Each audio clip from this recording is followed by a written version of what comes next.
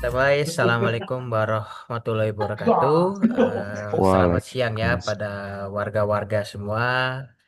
Kami dari kelompok 4 pada hari ini akan lanjut podcast yang kedua ya. Kalau yang pertama kita kemarin sempat ngebahas terkait beberapa permasalahan di Indonesia ya. Nah, untuk hari ini kita dengan tema beberapa mungkin harapan atau tindakan atau langkah-langkah ya yang akan kita lakukan sebagai orang pekerjaan umum itu dalam mengatasi beberapa masalah di Indonesia atau bagaimana kita sebagai calon ASN Kementerian Pekerjaan Umum membuat tempat kita sendiri itu menjadi lebih baik atau lebih kuat ya. Atau dengan judul hari ini itu adalah What things we gonna do to make PU more stronger ya. PU more stronger. Nah, untuk hari ini kita sudah kedatangan ini ya, tamu-tamu andalan kita ya, seperti biasa geng-geng dari kelompok 4. Jadi untuk awalan ini sebenarnya ada beberapa langkah yang kita rekap atau siapkan untuk menjadi bahan diskusi pada hari ini. Nah, mungkin untuk yang pertama, mungkin kita coba dulu ya dari salah satu narasumber kita itu dari Mas Dika nih. Nah, jadi bagaimana pandangannya, eh, bagaimana sih supaya kita ini bisa memperkuat eh, PU ya, jadi lebih baik. Baik, Mas Delta. Terima kasih, Mas. Untuk memperkuat PU ya, Mas ya. Lah, kalau menurut saya sih sebenarnya apa yang kita lakukan sekarang, apa yang lagi kita laksanakan, yaitu latihan, itu adalah salah satu contoh untuk memperkuat instansi PU tersendiri. Mengapa? Karena di dalam latihan ini banyak hal yang diajarkan bagi kita, baik itu dari materi yang berwawasan, bagaimana kita menjadi orang-orang yang berintegritas, itu semua jika kita terapkan dari sekarang dan nantinya ada aktualisasi, itu akan menjadi fondasi yang kuat untuk instansi PU ini itu sendiri. Kalau menurut saya sih seperti itu. Oke, mantap juga ya masukan dari Mas Dika ya. Ya, walaupun tadi suara terakhirnya agak menghilang ya, kayak kaset rusak ya, tapi gak apa-apa. Tadi masih sempat kedengaran sih.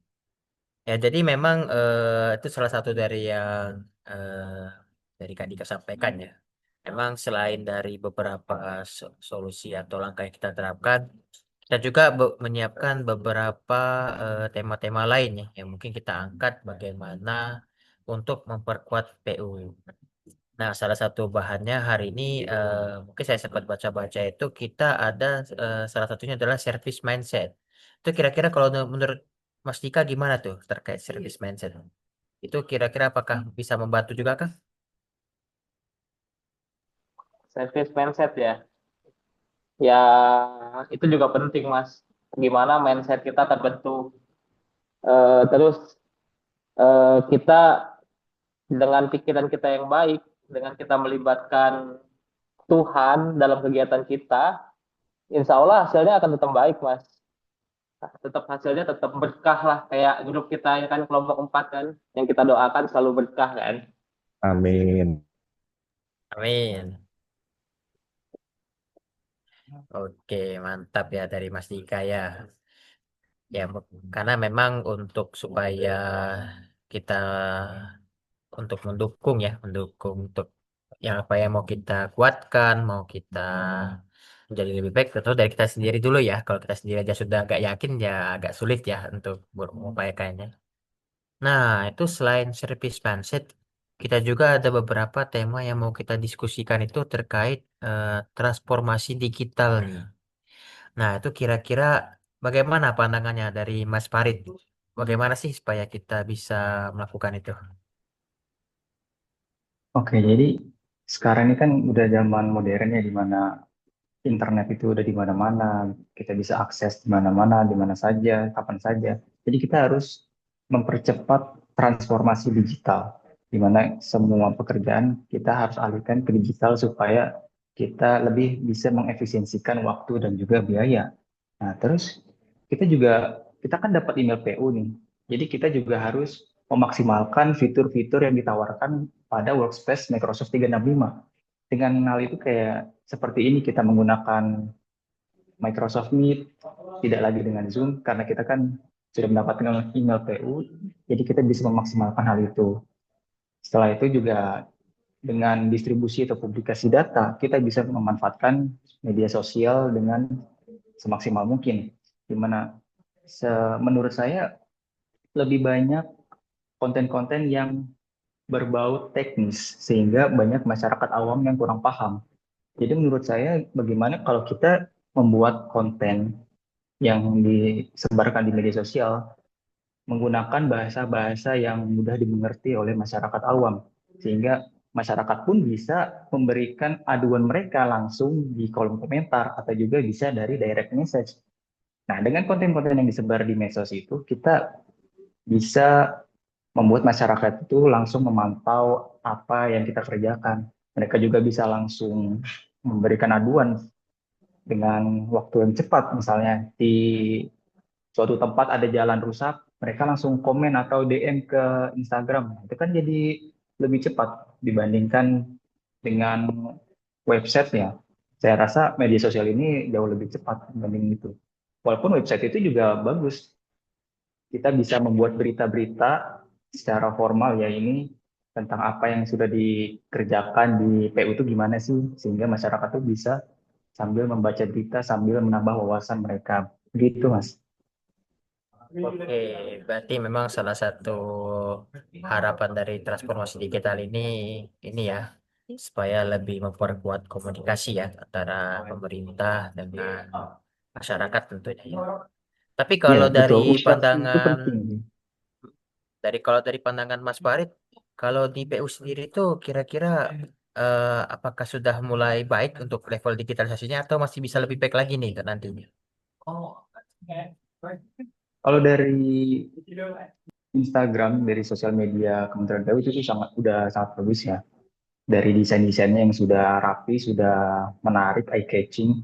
Tapi mungkin dari kontennya bisa lebih menggunakan bahasa-bahasa yang mudah dimengerti. Karena tidak semua orang tuh paham dengan bahasa-bahasa teknis. Tapi tergantung tujuan mereka ya. Tujuannya apakah ini untuk masyarakat atau untuk masyarakat yang paham dengan hal teknis tersebut. Gitu. Tapi untuk juga eh, kayak nggak semua balai sih, nggak semua balai itu sosial medianya sudah bagus. Saya lihat di beberapa balai kayak di balai saya pun masih perlu diperbaiki lagi hal-hal yang bisa disebarkan melalui media sosial. Itu sih, Mas. Oke, berarti memang masih ada peluang ya kita untuk memajukan PU ini dari bidang digital ya, karena memang masih ada beberapa hal yang sudah baik, ada beberapa juga yang masih perlu di ini ya dikembangkan lagi ya. Perlu Ya ditingkatkan namun ya. ya, namun memang karena ini masih dalam proses ya, jadi ya insya Allah kita masih ada jalan sih untuk mengembangin. Oke, Ya, itulah kalau kita harus mempercepat transformasi digital ini. oke siap. Ya, berarti eh, itu bagian dari sisi transportasi digital. Nah, kemudian ada beberapa poin lain juga itu merupakan tentang peningkatan kapasitas SDM. Ini bagaimana maksudnya dari Mas Fajri terkait poin ini? Ya, kalau SDM seperti yang kita tahu ya, kalau walaupun kita udah harapan kita kan teknologi kayak yang dibilang Mas Farid tadi itu berkembang, kita ngikutin transformasi digital atau mindset itu juga kembali ke SDM nih, ke orang-orang yang ada di internal PU, orang-orang yang ada di internal PU. Nah, itu kalau menurut saya harus juga dilakukan peningkatan. Contoh entah itu dari segi teknis, pemahaman teknis, kalau sekarang kan di PU juga terus mendukung nih, mensupport kita kayak ngasih beasiswa buat S2 atau sekolah tingkat lanjut lain-lainnya. Terus selain itu juga sebenarnya kalau saya ngelihat itu kita juga perlu pelatihan soft skill kayak yang kita lakuin sekarang nih, Latsar. Itu tuh itu juga ngelatih gimana cara kita komunikasi, gimana kepemimpinan, dan hal-hal lain yang bakal banyak kita dapat lah di Latsar ini. Menurut saya sih udah keren nih PU, udah ngasih layanan yang baik, tapi mungkin perlu ditingkatin lagi, entah itu lebih intens, tiap tahunnya ada program-program lanjutan lah dari Latsar ini gitu sih, kalau menurut saya pribadi. Oke, berarti mantap ya, masih banyak juga ya yang bisa kita lakuin ya, terutama dari sisi eh, pengembangan ya.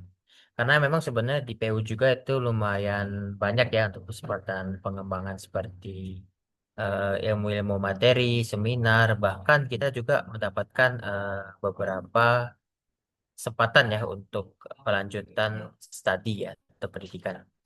Namun memang mungkin belum mencakup semua jurusan atau semua bidang ya. Karena memang ada masih beberapa juga itu mungkin ada jurusan-jurusan yang mungkin jarang dibuka atau sejenisnya.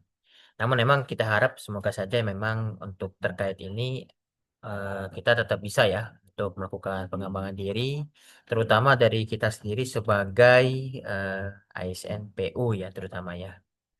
Karena kita kita juga merupakan calon penerus dari eh, orang-orang sebelumnya, dan kemudian ini kita juga akan eh, ini ya berbaur dengan masyarakat ya tentunya setelah itu ya. Karena dengan itu juga kita itu berarti menurut Mas Fajri penting ya untuk meningkatin kapasitas SDM itu ya. Iya Mas, apalagi kan kita nih ASN ya. Tombak pelayanan dari pemerintah itu kan adanya di ASN. Kalau SDM-nya jelek, itu kan jadi makin banyak ketidakpercayaan masyarakat gitu kan. Protes-protesnya makin lebih besar gitu. Kalau SDM-nya tuh jelek. Jadi ya harus terus ditingkatin gitu. Oke, mantap nih poinnya dari Mas Fajri nih. Oke, kemudian selain kita tadi sudah melakukan ini ya, service mindset, kemudian transformasi digital, lalu dilanjutkan dengan peningkatan kualitas SDM, lalu selain itu kita perlu juga ada bahan diskusi namanya kolaborasi nih. Oh, berarti tadi kita sudah dari pribadi ya, dari kita yang pribadi, meningkatin kualitas, kemudian kolaborasi. Itu bagaimana pendapatnya dari Mas Renal terkait kolaborasi? Menurut aku pribadi ya, kolaborasi itu bukan cuma penting, tapi udah menjadi kebutuhan dasar pada dasarnya dalam pekerjaan kita di Kementerian PU gitu. Karena kalau kita lihat realitas di lapangannya, tantangan yang kita hadapi itu sebenarnya jauh lebih kompleks dari sekedar membangun jalan atau gedung. Juga karena ada isu lingkungan, kayak ya, ada isu lingkungan yang lain-lain, terus juga keterbatasan anggaran. Lalu ada juga keterlibatan masyarakat, teknologi baru yang terus berkembang, dan itu nggak bisa ditangani oleh satu pihak aja. Karena dengan adanya kolaborasi itu harusnya justru membuka banyak pintu. Pintu yang kayak gimana sih? Pertama, dari sisi ide atau inovasi. Nah, kan ketika misalnya kita ingin kerjasama dengan universitas atau lembaga riset, kita tuh bisa mendapatkan pendekatan baru yang mungkin kita tuh masih awam gitu. Bahkan nggak terpikir sebelumnya. Misalnya dalam proyek perumahan kayak tahan gempa, atau misalnya di daerah yang rawan rawan bencana. Nah, kita tuh bisa minta masukan dari mereka-mereka yang emang ahli gitu, dengan mengembangkan desain-desain yang kayak rumah yang lebih adaptif dari segi biaya dan juga dari segi lingkungan juga aman gitu. Lalu yang kedua juga kolaborasi ini memperluas sumber daya, karena nggak semua pembiayaan itu kan harus melalui APBD ataupun APBN. Dengan menggandeng sektor swasta misalnya sebagai contoh, itu kan misalnya lewat skema KBBU, kayak kerjasama pemerintah dengan badan usaha gitu kan.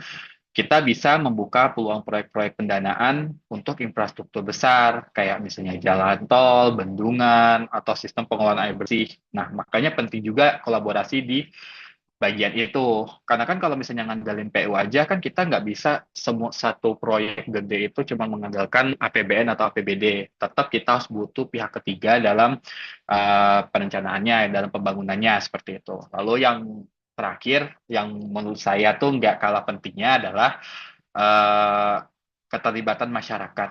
Jadi sebenarnya kita kan bisa punya desain jalan terbaik, gedung terbaik, jembatan atau bahkan bendungan terbaik gitu.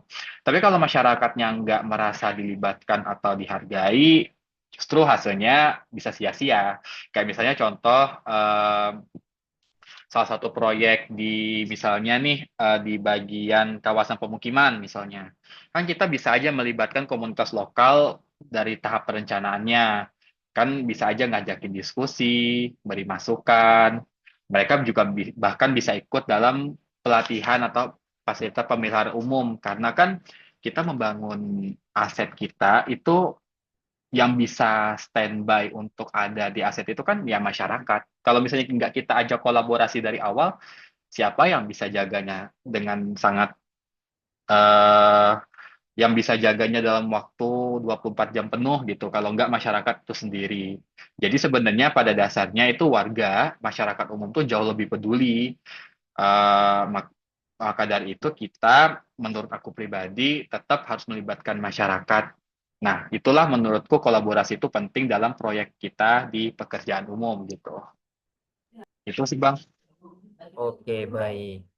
Berarti ternyata kolaborasi ini bukan sebatas dengan ini aja ya, dengan pemerintah lain atau perusahaan-perusahaan besar, bahkan bisa dengan masyarakat masyarakat juga berarti ya. Benar. Oke, mantap. Terus kemudian bagian setelah kolaborasi ini ada manajemen risiko dan pengendalian mutu.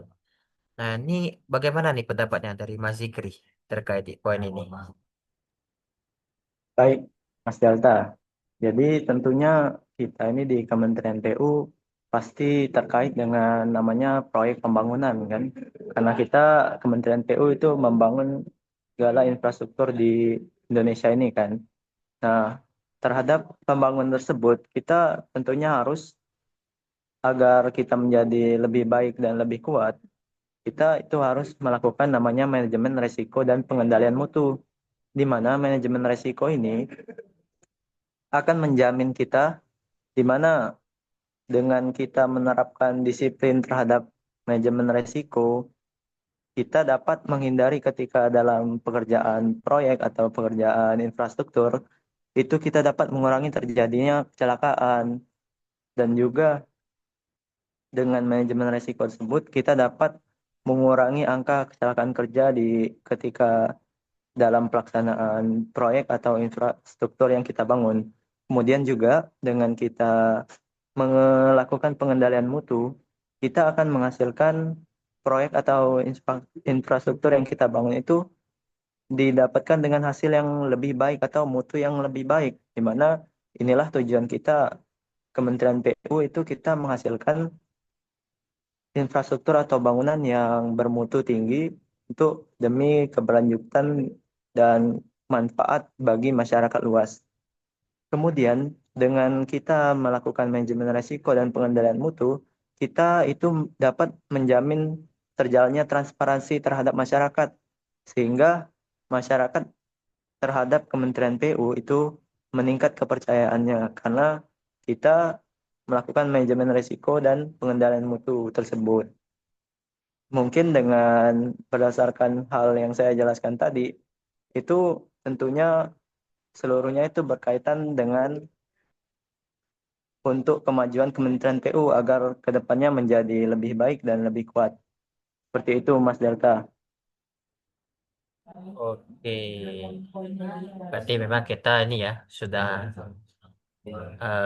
mulai dari diri kita sendiri, kemudian kita melakukan transformasi, menjaga komunikasi, meningkatkan kompetensi, kemudian melakukan kolaborasi, barulah tadi sudah sampai dari Mas Sigri tadi kita menjaga kualitasnya berarti kali ini ya, supaya apapun yang kita lakukan itu sudah terjamin dan terstandar ya, baik secara mutu maupun mencegah risiko yang akan dihadapi. Oke, Betul sekali, mantap dari Mas. Mas Fikri. Baik. Ya, Nah, ini poin terakhir nih. Poin terakhir setelah dari semua enam itu ada inovasi dan keterlibatan publik. Nah, ini bagaimana pendapatnya dari Mas Rido? Ya, terima kasih Mas Delta. Kalau inovasi dan keterlibatan publik menurut saya sudah lumayan ya dari Kementerian PU nih, kayak sekarang ini sudah ada lapor jalan rusak. Tuh kalau saya lihat bisa diakses melalui lapor Go ID.